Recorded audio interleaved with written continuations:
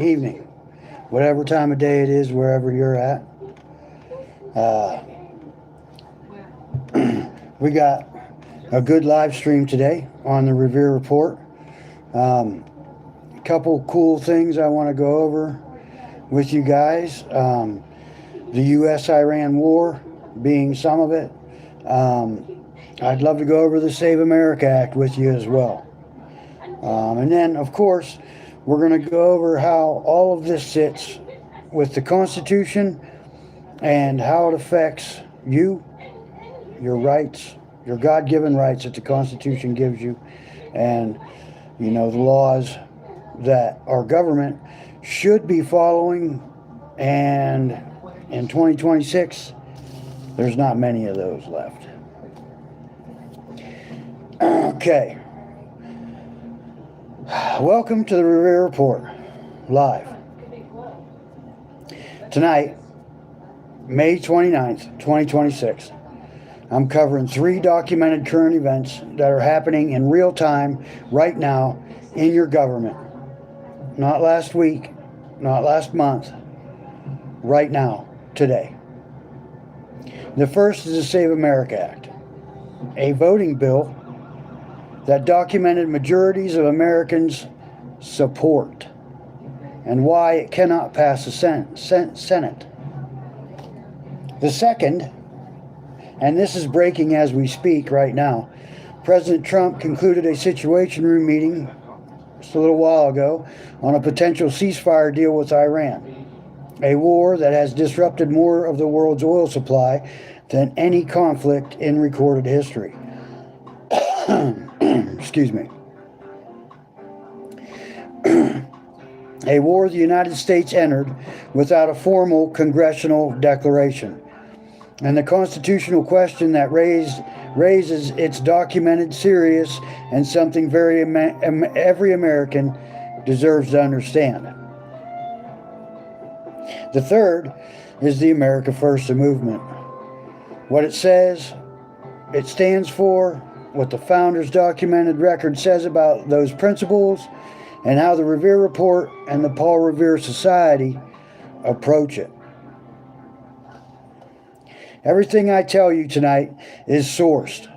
I will tell you my sources as I go. CNN, NPR, Fox News, ABC News, The Times of Israel, Al Jazeera, NBC News, Newsweek, the Congressional Research Service, Britannica, the Federal Reserve Bank of Dallas, Congress.gov, and the United States Constitution itself. No party agenda, no telling you what to think, just a document and the documented facts. All right, let's ride. The first topic tonight is the Safeguard American Voter Eligibility Act, the Save America Act. And the story of where it stands right now tells you something important and documented about how your government actually works versus how the Constitution designed it to work. What the bill actually does from official congressional record. Okay? The Save America Act, officially H.R. 7296, requires individuals to provide documentary proof of the United States citizenship when registering to vote, and requires photo identification to cast a ballot in federal elections. It prohibits states from accepting and processing an application to register to vote in a federal election unless the applicant presents documentary proof of United States citizenship. Oh, things are killing my face. The sources that information comes from is Congress.gov, the official legislative record of the United States government. Introduced in January of 2026, the Save America Act would amend the National Voter Registration Act of 1993. The revised bill passed the House in February of 2026 and is currently being debated in the Senate. The source for that information is the Regulatory Review, April 23rd, 2026. The vote count, and this is documented. The bill needs 60 votes. On February 11th, 2026, the bill passed the House 218 to 213, with all Republicans and one Democrat, Henry Cuellar, Cuellar, of Texas. They voted in favor. The source for this information is called the Midterm Project. Now, where it stands right now, May 29th, 2026. The bill needs 60 votes to overcome a filibuster. Republicans hold 53 seats and would need at least 7 Democratic votes, which have not materialized. One Republican senator, Lisa Murkowski of Alaska, voted against proceeding to the bill. Voted against it. How do you vote against wanting the people who are electing your representatives and your officials to be citizens? How do you vote against that? The source for that information is vote.org, and it was updated as of this week. The Save America Act has currently failed to move forward in the United States Senate. Source is NAACP Legal Defense Fund, April 24th, 2026. The public opinion, now there's multiple verified polls on the public opinion on this vote. Now here's the documented public opinion data. And I'm going to give you every source so you can check every number yourself. A Harvard Center for American Political Studies and Harris poll found that 85% of Americans believe only citizens should be allowed to vote. 75% support requiring voters to show proof of citizenship. A Pew Research Center survey found 83% of Americans support requiring government-issued photo ID to vote. A YouGov poll found that 59% of Americans support requiring proof of citizenship to register, while 29% oppose it. Wonder who those 29% are. Probably not American citizens themselves.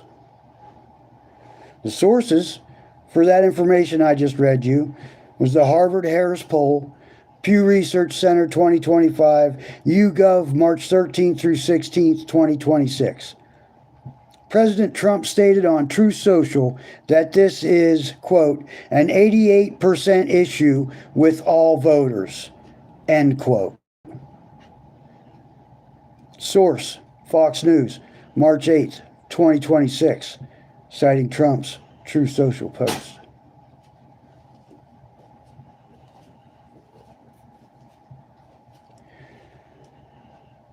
Here's the documented case against the bill. Now, the other side, also documented, also verified. The Brennan Center for Justice found that more than 21 million United States citizens of voting age do not have ready access to the documents the Save America Act would require, specifically a birth certificate or passport.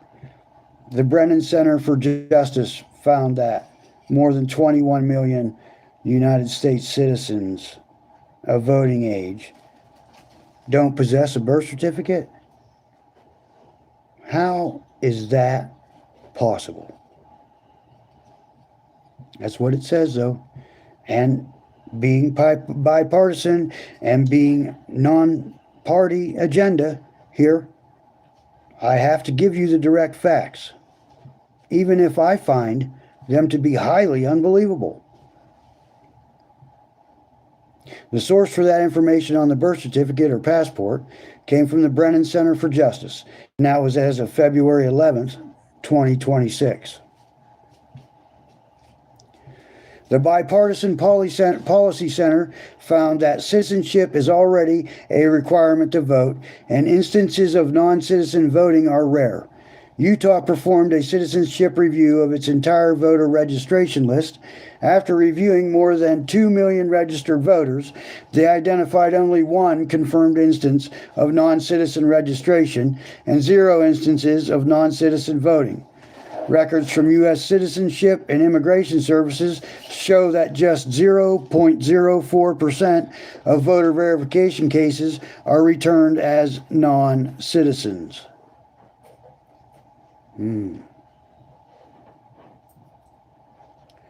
The source for that information is the Bipartisan Policy Center, and it came on February 2nd, 2026. So the documented debate is this.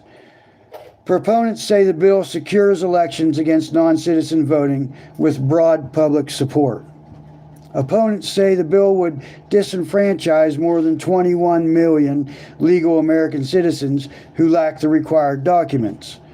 Far more people than the documented incidences of the problem it is designed to solve. Both arguments are documented, verifiable evidence. The question of which concern outweigh the other is a legitimate policy debate. This channel does not resolve it for you. We give you both sides so you can resolve it for yourself, which is exactly what the founders intended an informed citizenry to do. Now, I don't know about you, but about 3 months ago, I had my identification stolen. My birth certificate, my photo ID, my Social Security card. It was all stolen. It was all stolen from me. I had no way to prove who I was or nothing. Now, I went online because I knew my mother's maiden name. And I knew my father's middle name. Now, my father left when I was a year old. I never knew my dad. So if I know his middle name, I'm pretty sure that most Americans know their parents' names.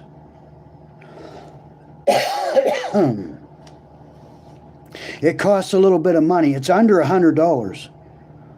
It costs a little bit of money, and it takes a couple weeks. But you can get your birth certificate. If you're an American citizen, you can get your birth certificate. All you need to know is the maiden name of your mother and possibly your Social Security number. I don't know.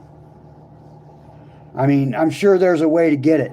If you had fucking amnesia, you could go to your local police department and get yourself fingerprinted, and they'll tell you who you are. And there's a way. Where there is a will, there is a way to get a birth certificate. Tell me you cannot get ID. 21 million Americans are unable to get their birth certificate or a passport? I call bullshit. That's just my personal opinion, but I call bullshit. Well, here's the constitutional connection. Here's where the Constitution connects directly. We have covered Article 1, Section 5 on this channel, the Revere Report, which gives each House of Congress the power to determine the rules of its own proceedings. The Senate filibuster is one of those rules.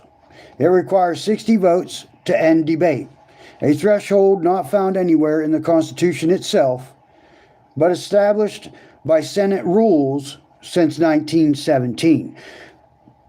One thing that I said right there that should sink in, a threshold not found anywhere in the Constitution itself, but established by Senate rules since 1917. Now, did the American citizens get to vote on those Senate rules? That's a question that we will go over. It's a question for a later video. Because I don't care. Every rule, every law, everything that they do needs to go through the American people. We, the people. We, the people, are the boss. The United States Constitution makes that specifically clear. Not the government, not your representatives. Those people work for you and me. We, the people. Got to keep that in mind 100% every day, all day. The founders required a simple majority, 51 votes, to pass legislation. They never mentioned the filibuster because it did not exist. Fox News reported in March 2026 that the Save America Act has been the favorite bill of Senate Republicans until the math did not work. The Senate has spent more than a week debating the bill, with Republicans having little to show for their efforts. The source of that was Fox News, March 26, 2026. Now, we all know that the modern day media, they have a tendency to lie. So that's where that documentation came from, was Fox News. The documented constitutional tension is this: a Senate rule created in 1917, not by the Constitution, but by the Senate itself, is being used to block legislation supported by documented majorities of American citizens. Whether that honors or circumvents the founders' design of the Senate as a deliberative majority rule body is one of the most important constitutional questions in American governance today. James Madison designed the Senate to cool legislation, not to permanently block it. With a super majority threshold the Constitution never authorized. That is a documented record. You decide what it means. Are they doing things right by we the people? If 88% of Americans say they want to Save America passed, then what is the holdup? The second topic tonight is the most urgent news story in America and the world right now. Today, May 29th, 2026, and I want to be clear before I begin. American service members are in harm's way as I speak. I honor their service and their sacrifice without qualification. The constitutional questions I am raising are not about them. They are about the documented process by which the American Republic commits its citizens to combat, and whether that process honors what the founders wrote in the Constitution. Let me give you the full documented picture from the beginning of this conflict to this afternoon. And this timeline, every date of this timeline is verified.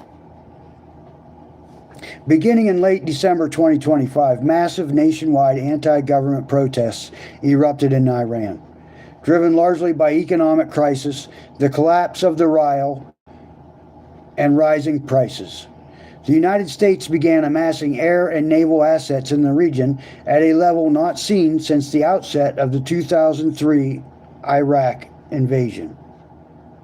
The source for this information is Wikipedia, citing Reuters, AFP, and the Associated Press. On February 25th, 2026, Iranian Foreign Minister Abbas Araghchi stated that a historic opportunity to reach a nuclear agreement with the United States was within reach. A third round of indirect talks took place in Geneva on February 26, where reports indicated the sides remained far from agreement. President Trump had issued a 10-day deadline for a deal on February 20th. The source of that information was Wikipedia, and I'm citing multiple verified news organizations, which we know, I already said, they like to lie. On February 28, 2026, Israel and the United States launched strikes on Iran, beginning the 2026 Iran war. U.S. and Israeli forces launched nearly 900 strikes in 12 hours targeting Iranian missiles, air defenses, military infrastructure, and leadership. The initial wave of strikes killed Supreme Leader Ali Khamenei and dozens of other officials. And the sources for that is the Britannica Encyclopedia, citing AP, Reuters, and CNN. In response, Iran launched retaliatory missiles and drone strikes targeting U.S. embassies, military installations, and oil infrastructure, including vessels in the Strait of Hormuz, all throughout the Middle East. The 2026 Iran war disrupted global travel and trade, halted flights in and out of the Middle East, and led to shipping reroutes to avoid the Strait of Hormuz and the Red Sea. We're citing multiple verified news organizations on that. We all know what it's doing right now. It's rising the cost of fuel and and everything in America. But do we want Iran to have a nuclear weapon? Do we want them capable of holding the world hostage? Because you know they will. They are a terrorist or regime. They believe in death to America. They believe in killing and death. Their paradise is not on the planet Earth. Their goal for glory is to die.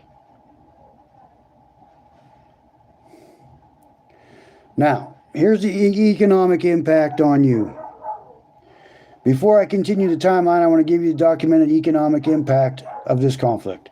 Because this war is not just a foreign policy story, it is affecting your gas prices, your grocery costs, and the global economy right now.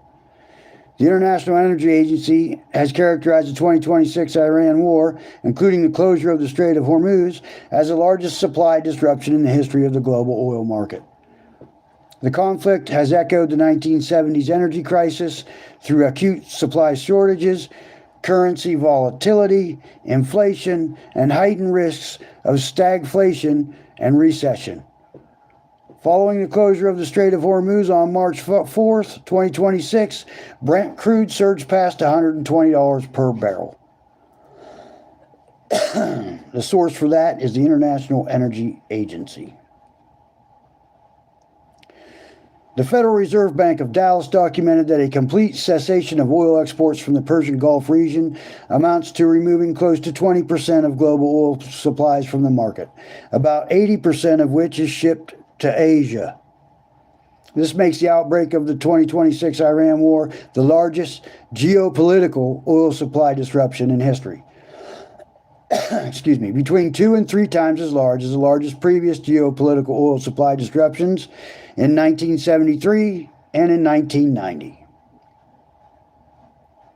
The World Trade Organization said that if oil and gas prices remain high for the rest of the year, it could reduce the forecasted 2026 growth in global GDP by 3%, 0.3%.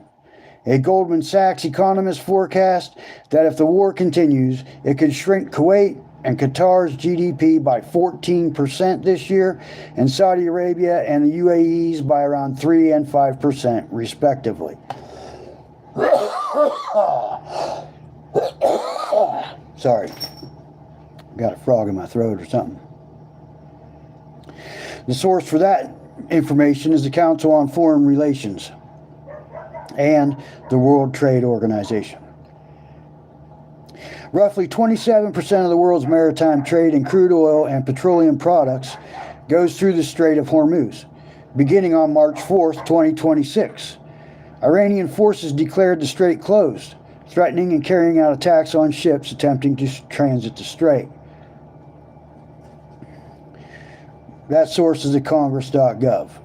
Now, right now, today,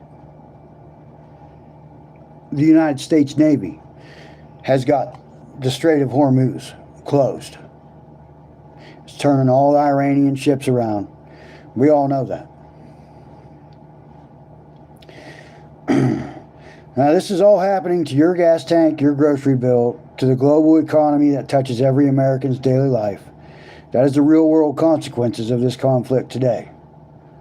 But they're going to all go away. Everything's going to be better. Now let me bring you to today, because the situation has changed dramatically since earlier this week.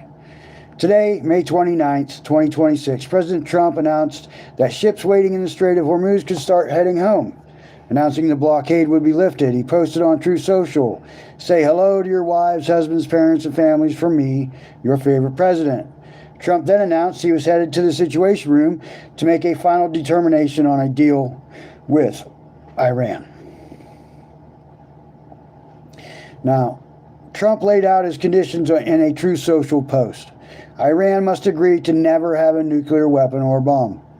The Strait of Hormuz must be immediately open with no tolls and unrestricted shipping traffic. Quote, "No money will be exchanged until further notice. Other items of far less importance have been agreed to." End quote. Trump stated, quote, "I will be meeting now in the Situation Room to make a final determination." End quote. MS Now, NBC News, multiple U.S. officials. Those were the sources for that information.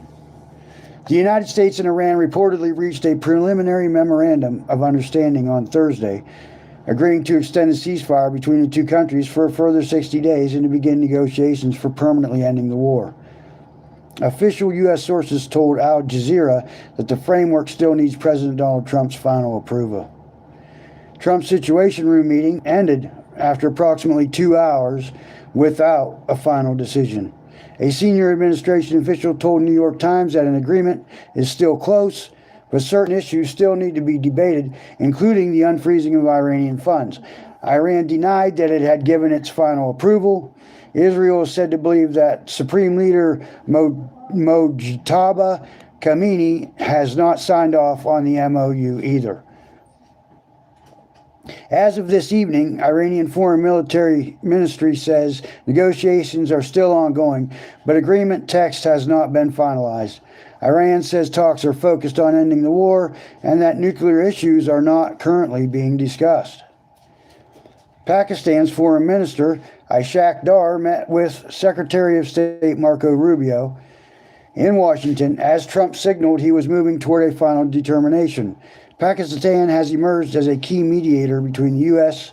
and Iran, playing a leading role in negotiating the temporary ceasefire in April. Now, this is where things stand right now. A potential 60-day ceasefire extension that would reopen the Strait of Hormuz, the artery of 20% of the world's oil supply, awaits a final decision that has not yet been made.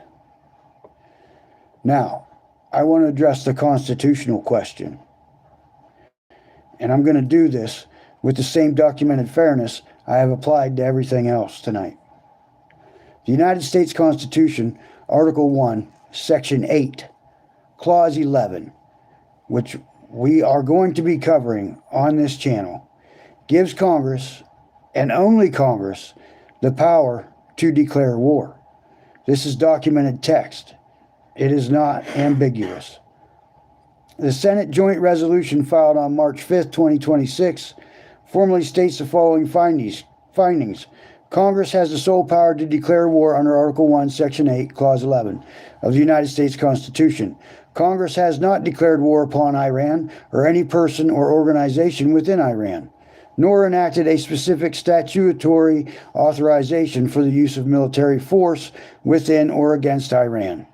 On February 28, 2026, President Trump ordered United States Armed Forces to conduct airstrikes inside Iran's territory, declaring that the strikes would be massive and ongoing, and describing the circumstances as war, without congressional authorization or consultation.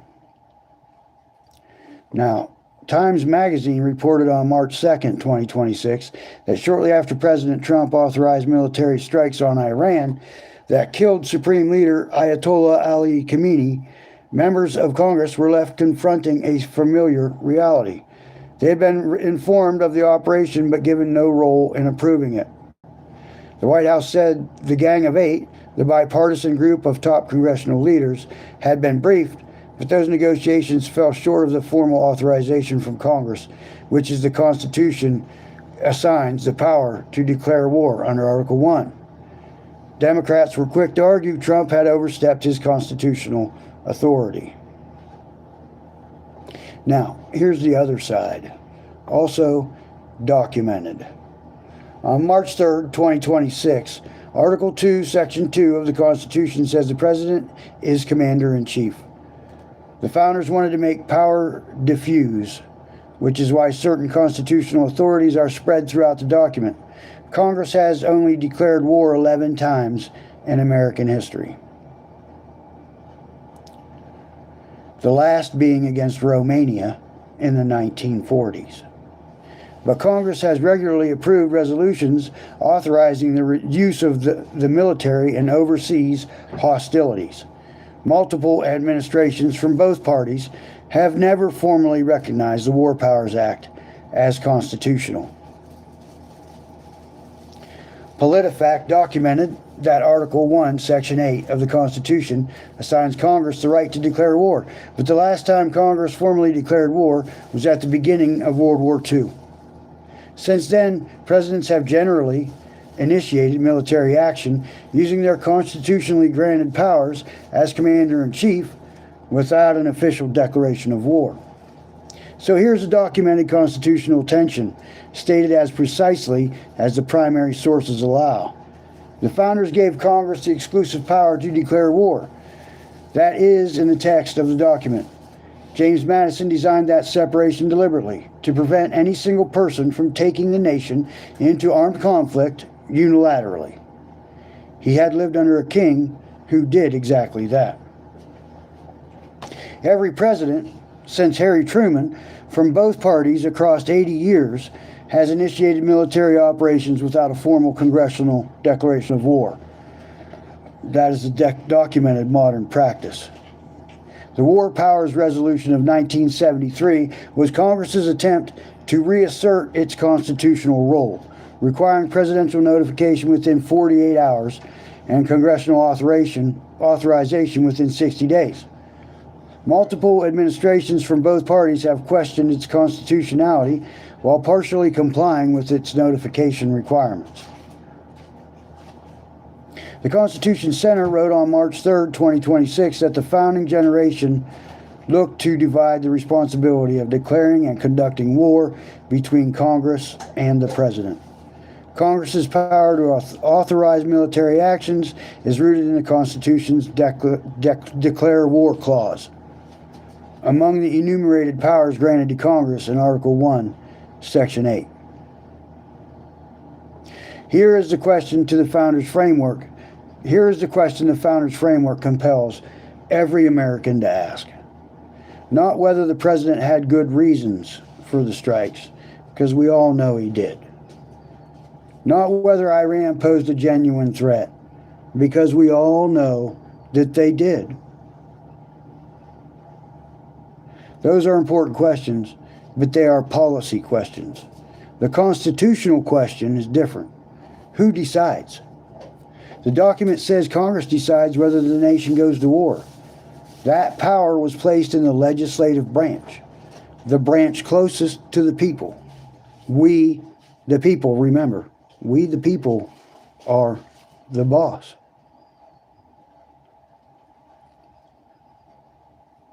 That power was placed in the legislative branch, the branch closest to the people, deliberately and specifically. Madison and Jefferson and Washington were building away from the model of a king who makes war decisions alone. That design is documented, that design is still in the Constitution, and whether it is being honored is a question every informed American citizen has the right and the responsibility to ask our government. Now, the next section, the last thing we're going to go over today. The third topic tonight requires the most precision because it involves a political movement that inspires genuine passion on every side. And on this channel, genuine passion is exactly where we most need documented facts. The America First movement. Its stated principles, what the Founders' Record says about those principles, and what constitutional standard this channel applies to every political movement, including this one. What America First says it stands for, from its own documented statements. The America First Coalition describes itself as representing a blend of principles, including a robust domestic industrial policy, unburdened by excessive regulation and taxes, a renewed commitment to the First Amendment, a purging of the bureaucratic federal agencies, and an overhaul of military spending and foreign entanglements. It emphasizes freedom, family, and faith while rejecting globalism and elitism. Let me take each stated principle and apply the Founders' documented record to it directly. Not to endorse or condemn the movement, to show where the documented historical record agrees, partially agrees, or raises constitutional questions. Stated Principle 1, reducing federal bureaucracy and limiting government overreach. The Founders' documented record on this is among the clearest in the entire founding corpus. James Madison wrote in Federalist 45 that the powers delegated to the federal government are few and defined. Thomas Jefferson wrote that the government that governs best governs least. Article 1, Section 1 of the Constitution, which we have covered on this channel, places all legislative power in Congress, not in unelected federal agencies. We documented on this channel that there are currently 444 federal agencies whose directors were never elected by a single American voter. On this stated principle, the America First position aligns precisely with what Madison and Jefferson documented. Stated Principle 2, First Amendment protection. The Founders' commitment to free speech and a free press is among the most documented positions in the founding record. The First Amendment states that Congress shall make no law abridging freedom of speech or of the press. Period. No exceptions written in on the stated principle of the First Amendment protection. This aligns directly with the Founders' documented design. Stated Principle 3, skepticism of foreign entanglements. This principle has the deepest roots in the founding record of any on this list. George Washington's 1796 farewell address, which we have covered on this channel, specifically warned against permanent foreign alliances. Jefferson wrote of peace, commerce, and honest friendship with all nations, and entangling alliances with none. The documented founders were not isolationists. They engaged actively in international commerce and diplomacy, but they were deeply skeptical of military entanglements that would draw the Republic into other nations' conflicts. On this stated principle, the documented Founders' record provides clear historical precedent. Stated Principle 4, faith and moral foundation. Washington wrote in his farewell address that religion and morality are indispensable supports to political prosperity. John Adams wrote that the Constitution was made only for a moral and religious people and is wholly inadequate to the government of any other. The documented founders believed the Republic required a moral foundation rooted in faith. On this stated principle, the documented founders' record aligns. Where the critics' documented arguments have constitutional weight. Now I want to present the documented concerns about this movement because fairness and the constitutional record both require it. Some scholars argue that the MAGA movement, while using American founding imagery and language, has in practice demonstrated characteristics more consistent with global populism than classical American republicanism, including concentration of executive power, skepticism of independent judicial review, and challenges to press freedom. The documented constitutional concern those scholars are raising is legitimate and specific. The founders built the Republic on three structural principles that no political movement, left, right, or center, can claim to honor while simultaneously undermining them. First, separation of powers. The Constitution divides authority among three branches specifically to prevent any single branch from dominating the other. Second, checks and balances. Each branch was given specific tools to resist encroachment by the others. This was not accidental. Madison wrote in Federalist 51, ambition must be made to counteract ambition. Third, rule of law above all individuals. No person, no president, no movement is above the law the Constitution establishes. That principle is the entire foundation of the Republic. Madison wrote, and I will quote him directly from Federalist 47, that the accumulation of all powers, legislative, executive, and judiciary, in the same hands, whether of one, a few, or many, may justly be pronounced the very definition of tyranny. That warning was not directed at any party. It was not directed at Democrats or Republicans. It was directed at all of them.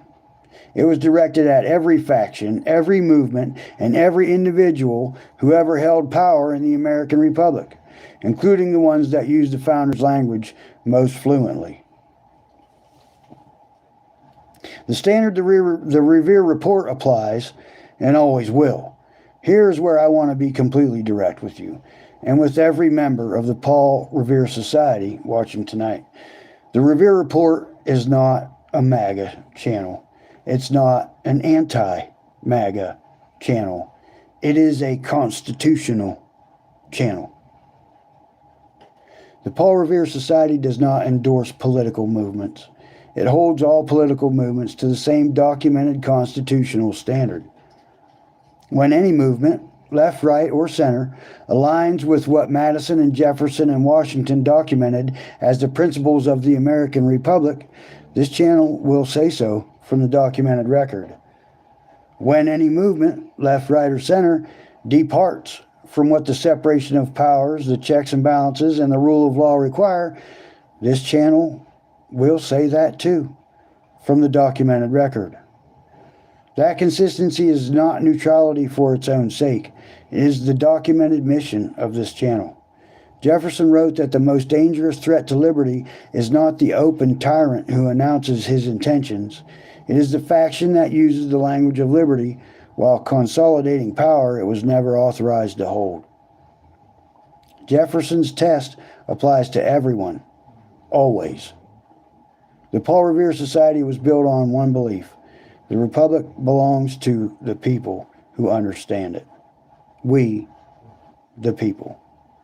Not to any party, not to any movement, to the citizens who know what was built, who built it, what it says, and what it requires of those who govern under it.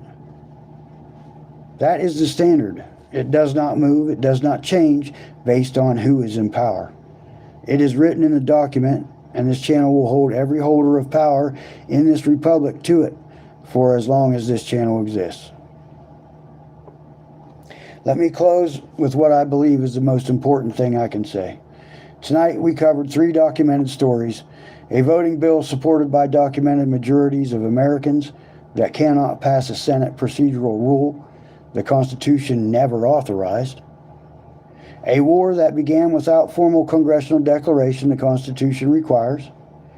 Now, in a critical moment tonight, as the President just concluded a Situation Room meeting that ended without a final decision on a ceasefire deal that could reopen the artery of 20% of the world's oil supply. And a political movement whose stated principles sometimes align with and sometimes raise constitutional questions about the founding documents it invokes. Every one of those stories is happening right now, tonight, in your republic, in your government, in your name. And here's what I know with absolute documented certainty. The founders anticipated all of it. Washington warned about political factions using the language of liberty to consolidate power. Jefferson warned about generational debt and undeclared wars. Madison designed the entire constitutional architecture specifically to prevent the accumulation of unchecked power in any branch, in any faction, or by any person. They left you a document. They left you a framework. They left you the most carefully constructed system of government, self-governance, and recorded human history. And they told you in writing that it would only survive if you understood it well enough to demand it be honored. Got to understand it. Got to learn it. Got to know it. Schools stopped teaching it to you for a reason. The government stopped wanting you to know about your God-given rights and the constitutional law for a flippin' reason. That is what the Revere Report exists to make possible, and that is what the Paul Revere Society was built to sustain. 3 things before I close. Subscribe to the Revere Report. Every subscriber tells the algorithm this content matters and helps us reach one more American who deserves to know what we covered tonight. Share this stream with one American, left, right, or none of the above, who still cares about this republic, and join the Paul Revere Society. The link is in the description and in the chat right now. We are building a community of Americans who are done being uninformed. Come ride with us. I'm John Shoemaker. This is the Revere Report. The Republic belongs to the people who understand it. It always has. Ride with us.